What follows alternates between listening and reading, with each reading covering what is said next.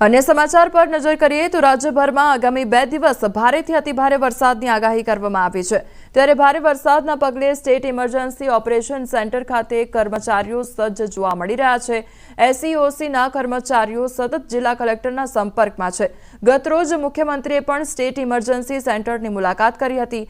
બનાસકાંઠા, સાબરકાંઠા, ખેડા સહિતના જિલ્લા કલેક્ટર સાથે ફોન પર વાતચીત કરી હતી। મુખ્યમંત્રીએ તમામ જિલ્લા કલેક્ટરને એક્શન મોડમાં રહેવાની પણ સૂચના આપી છે। તો વરસાદી સ્થિતિ પર સતત નજર રાખવા માટે પણ સૂચન કરવામાં આવ્યું છે। રાજ્યમાં સિઝનનો કુલ 61.32% જેટલો વરસાદ નોંધાયો છે।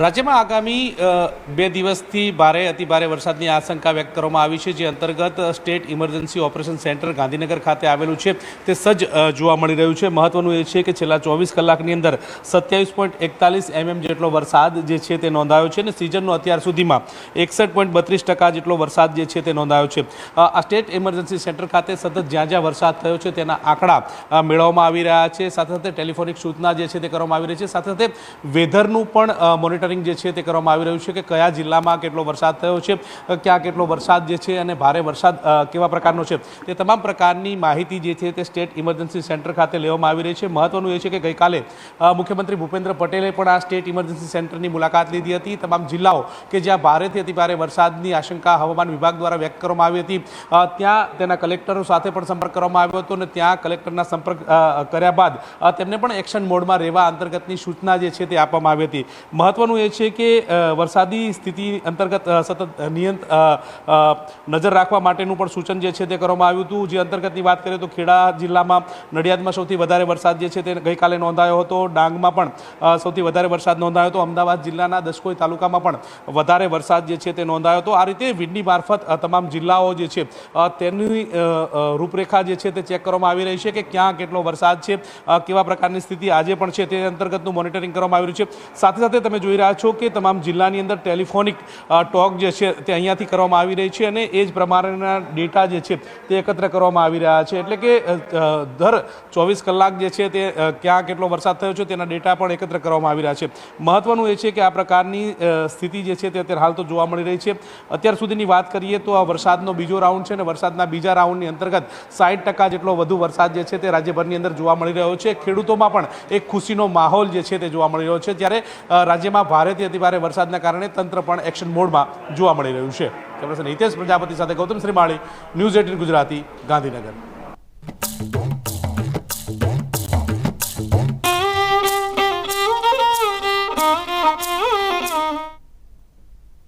આજે પવિત્ર શ્રાવણ માસનો પહેલો સોમવાર છે, ત્યારે પ્રથમ જ્યોતિર્લિંગ સોમનાથ મહાદેવ મંદિરે ભક્તોની ભીડ ઉમટી પડી છે। દૂર દૂરથી ભક્તો સોમનાથ દાદાના દર્શન કરવા માટે પહોંચ્યા છે। સોમનાથ દાદાના દર્શન કરી ભક્તો ધન્યતા અનુભવી રહ્યા છે। હરિદ્વારથી કાવડ લઈને શ્રદ્ધાળુ સોમનાથ મહાદેવ મંદિરે પધાર્યા છે। પ્રથમ સોમવારને લઈ પ્રભાસ ક્ષેત્ર શિવમય બન્યું તો ગુજરાતના પૂર્વ નાયબ મુખ્યમંત્રી નીતિન પટેલ પણ પરિવાર સાથે સોમનાથ મહાદેવના દર્શને પહોંચ્યા। તેમણે પરિવાર સાથે વિશેષ પૂજા अर्चना પણ કરી। बहुत अच्छा लगा यहाँ दर्शन करके, बहुत ही मन को सुकून, शांति मिली, आनंद आ गया। बहुत ही पवित्र स्थान है, आप भी आए और दर्शन करें। दर्शन बहुत अच्छे से हुए, ज्यादा भीड़ नहीं थी इसी वजह से, और कुछ मांगना नहीं है, भगवान ने सब कुछ दिया है, इसलिए ज्यादा मांगने की कुछ जरूरत नहीं है। सिर्फ सब साथ में रहे ऐसे सिर्फ मांगा, बाकी कुछ नहीं।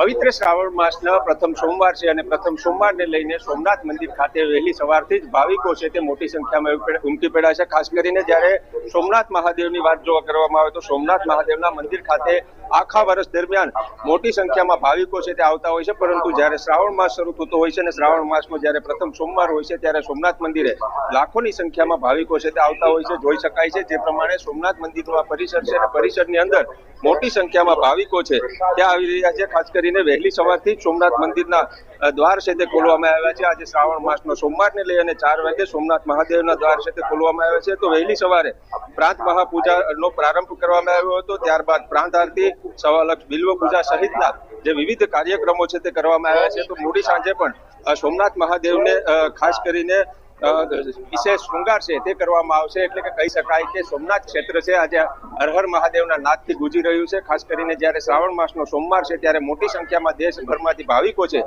તે સોમનાથ ખાતે મહાદેવના દર્શન કરવા માટે પધારી રહ્યા છે. દિનેશ સોલંકી, ન્યૂઝ 18 ગુજરાતી, ગીર સોમનાથ. શ્રાવણ માસના પ્રથમ સોમવારે ભક્તોની શિવાલયોમાં ભીડ જોવા મળી રહી છે. જૂનાગઢના ભવનાથ મહાદેવ મંદિર ખાતે ઉમટી પડ્યા છે ભક્તો. સ્વયંભૂ ભવનાથ મહાદેવના દર્શન કરી ધન્યતા અનુભવતા શ્રદ્ધાળુઓ જોવા મળ્યા. હર હર મહાદેવના નાદથી ગુંજી ઉઠ્યા છે શિવાલયો. ત્યારે શ્રાવણ માસ નિમિત્તે ભવનાથ મંદિર ખાતે વિવિધ આયોજન પણ કરવામાં આવ્યા છે. તો મહાદેવના મંદિરમાં વહેલી સવારથી જ ભક્તો દર્શનાર્થે ઉમટી પડ્યા છે. તો ભવનાથ મહાદેવ મંદિરના દ્રશ્યો સામે આવ્યા છે કે જ્યાં વહેલી સવારથી ભક્તો દ્વારા ભગવાનની પૂજા અર્ચના કરવામાં આવી રહી છે અને ભગવાનના દર્શન કરી ભક્તો ધન્યતા અનુભવી રહ્યા છે. ત્યારે ઘરે બેઠા અત્યારે તમામ ભક્તો ભગવાન મહાદેવના દર્શન કરી રહ્યા છે.